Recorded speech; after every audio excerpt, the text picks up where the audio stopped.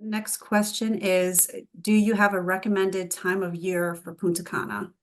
Hmm. Andrea, is that you? Well, I mean, in season in the Caribbean is going to be hurricane season essentially runs June through mid-November. So technically hurricane season is June through mid-November. Historically, do we see tropical storms and hurricanes in June? Not normally. They're mainly active late August, September, October, and maybe the very beginning of November. So if you're really like paranoid and you want to avoid that, do we do weddings during that time? Of course we do. But you have to think about your priorities. So if you're asking from a temperature perspective, I would say anything right after hurricane season or November, basically November through March is going to be fantastic. We have to be careful March, April, depending on the year you're getting married. We do not want it to butt up against Easter and spring break, because these hotels already know when the Easter is. They already know the spring break. And so the prices are going to go up, and you're going to hit blackout periods where you might not get your comped rooms. We just have to be careful around March and April and look at the calendar and make sure we're not getting too close to any spring break time. I personally love May. It's considered a shoulder season.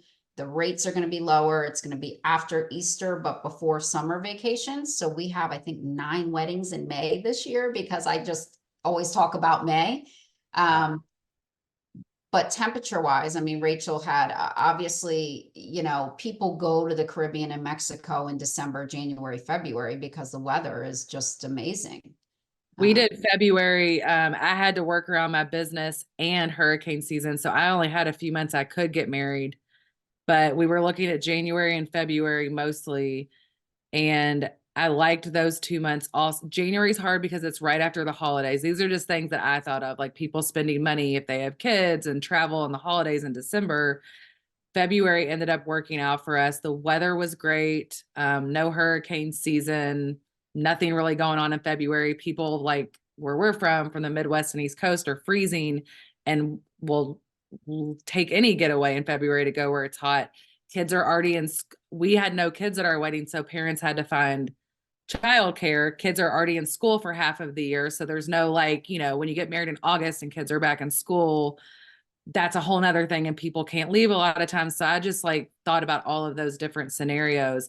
But I will say, and Andrea, you'll have to tell me if this is true, February is definitely a peak month. So our nightly rate was higher. So I did know that going into it. When I looked at other months in July and June, I was like, holy crap, we could have gone for so much less.